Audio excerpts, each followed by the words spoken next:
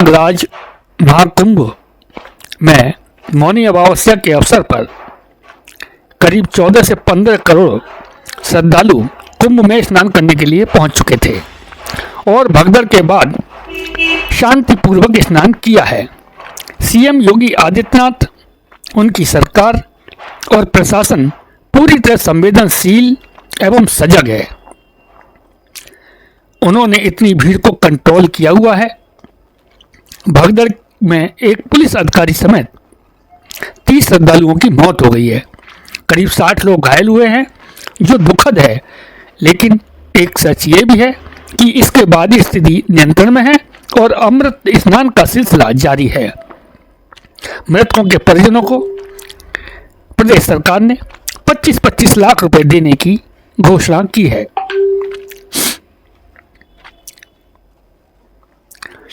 Police प्रशासन ने appeal की है कि अफवाहों का शिकार मत बनो।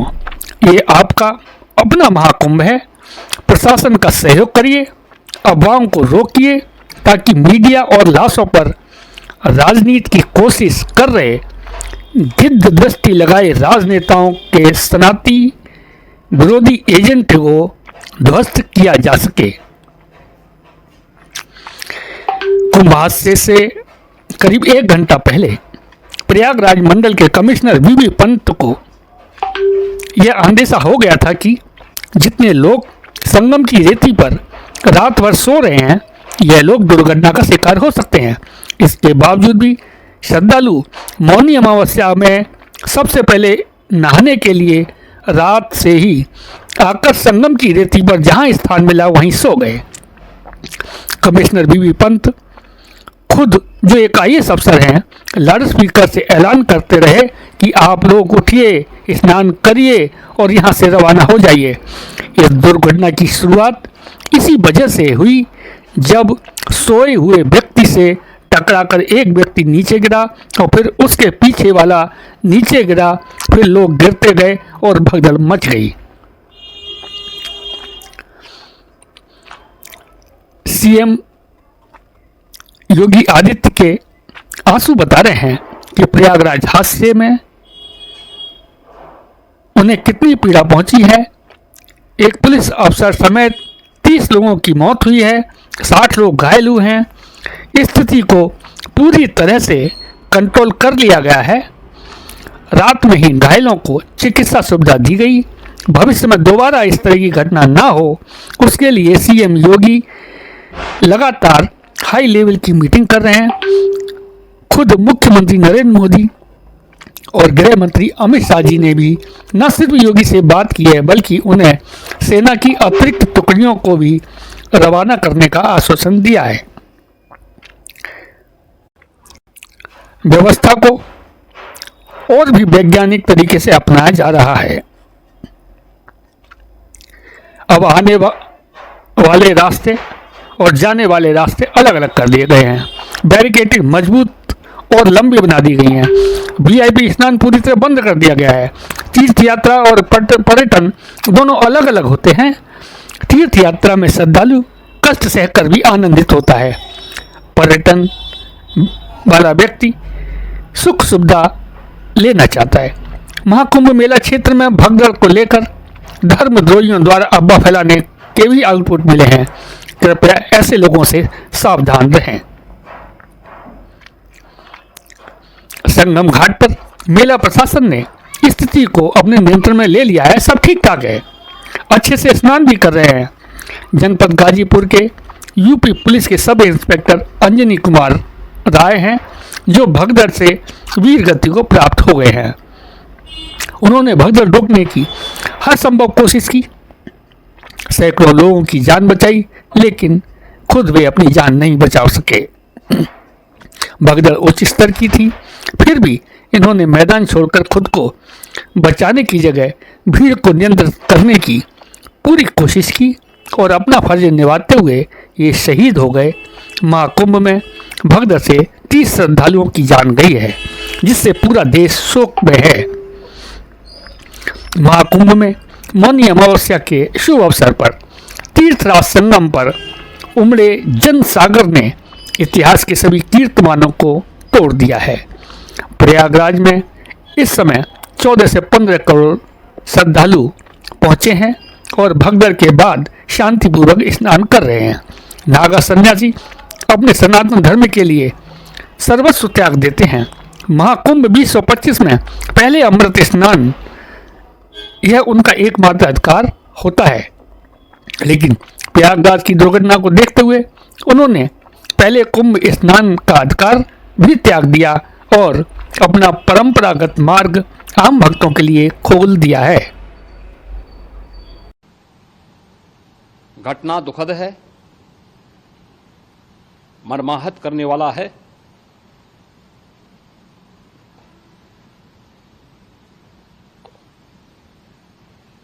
उन सभी परिजनों के प्रति हमारी पूरी संवेदना है। हम लोग रात्रि से ही लगातार प्रशासन के संपर्क में हैं। मेला प्राधिकरण, पुलिस प्रशासन, एनडीआरएफ, एसडीआरएफ,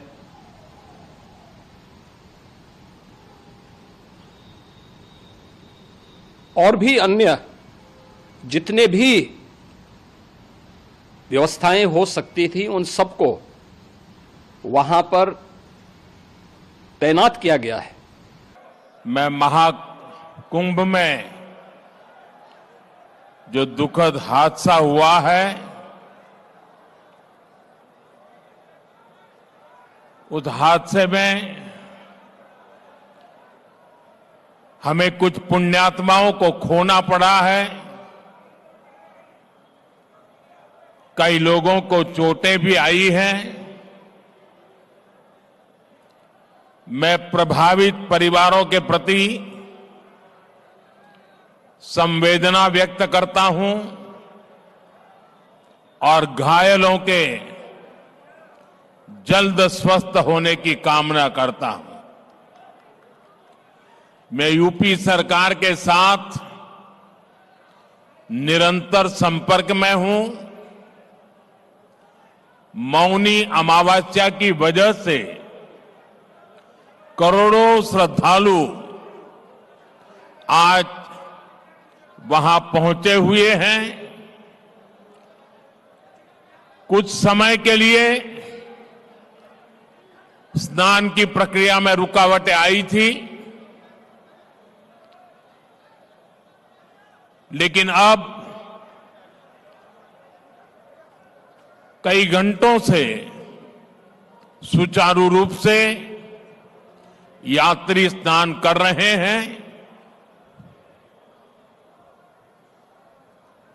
मैं फिर एक बार उन परिवारजनों के प्रति अपनी संवेदना व्यक्त करता हूं। प्रयागराज महाकुंभ में श्रद्धालुजनों की भारी भीड़ है। लगभग 8 से 10 करोड़ श्रद्धालु इस समय प्रयागराज के अंदर मौजूद है। कल भी 5.5 करोड़ श्रद्धालुजनों ने महाकुंभ का स्नान किया था। ये जो भारी दबाव श्रद्धालुजनों के कारण और श्रद्धालुओं के संगम नोच पर जाने के कारण वहां पर एक बना हुआ है, लेकिन पूरा प्रशासन मौके पे वहां मौजूद है। रात्रि को 1 से 2 बजे के बीच में अखाड़ा मार्ग पर, जहां पे अखाड़ों के अमृत स्नान के दृश्य से बैरिकेड्स भी किए गए थे, तो बैरिकेड्स को फांद करके आने में कुछ श्रद्धालु गंभीर रूप से घायल हुए हैं। उन्हें तत्काल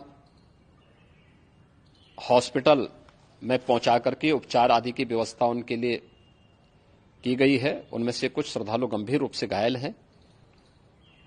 लगातार प्रशासन स्थानीय स्तर पर श्रद्धालुओं की सकुशल स्नान कराने की रीत से रात्रि को कल सायंकाल 6:30-7 बजे से ही मौनी अमावस्या का मुहूर्त प्रारंभ होने के बाद से ही लगातार लगा हुआ है।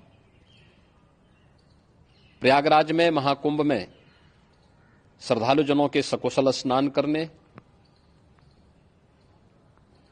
अमृत स्नान के लिए देश भर से आए हुए श्रद्धालुजनों की व्यवस्था के लिए, उनके कुशल क्षेम के लिए आदरणीय प्रधानमंत्री जी का प्रातःकाल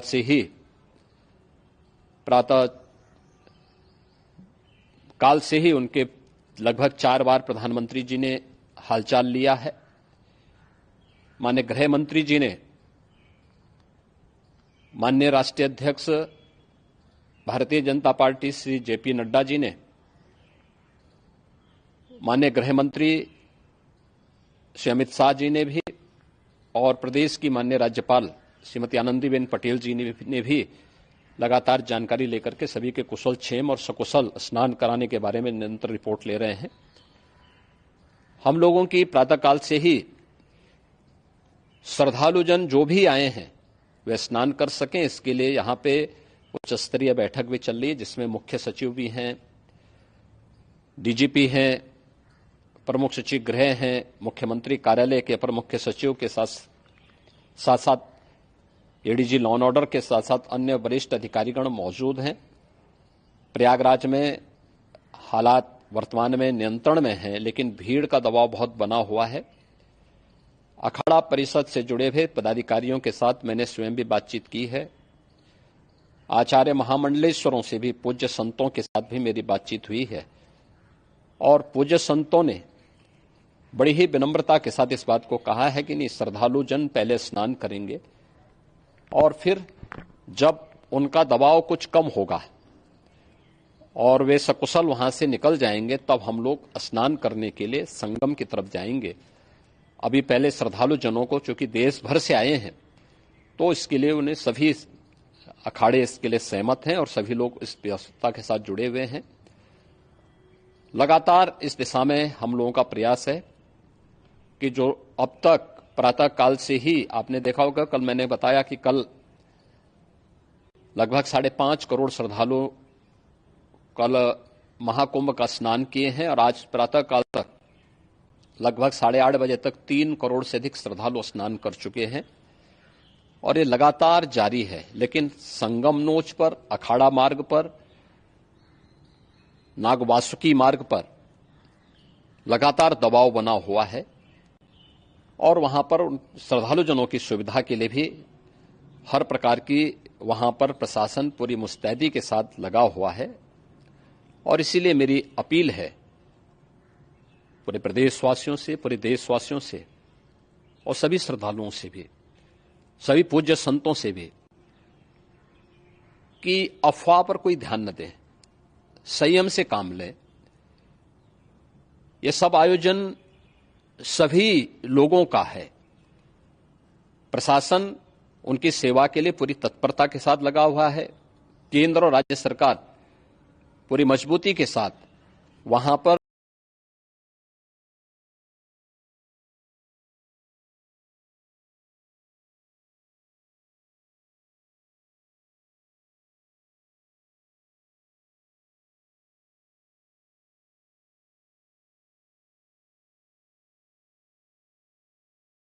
इस भीड़ को देखते हुए, और यह अपरिसीमित भीड़ है और असंख्य भीड़ होने के कारण मुझे लगता है कि अखाड़ा परिषद का निर्णय हुआ और आचार्यों का निर्णय हुआ कि हम सब आज स्नान नहीं करेंगे, और जनमानस की जो परेशानी है उसको हमें ध्यान में रखना चाहिए, और परंपराओं को ध्यान में रखते हुए, क्योंकि भारतीय परंपराओं में संत का जो अस्तित्व है, संत का जो महत्व है, संत का जो कार्य है, वो जनमानस सर्वे भवन्तु सुखिनः सर्वे सन्तु निरामयाः सर्वे भद्राणि पश्यन्तु मा कश्चित् दुःख भाग् भवेत्।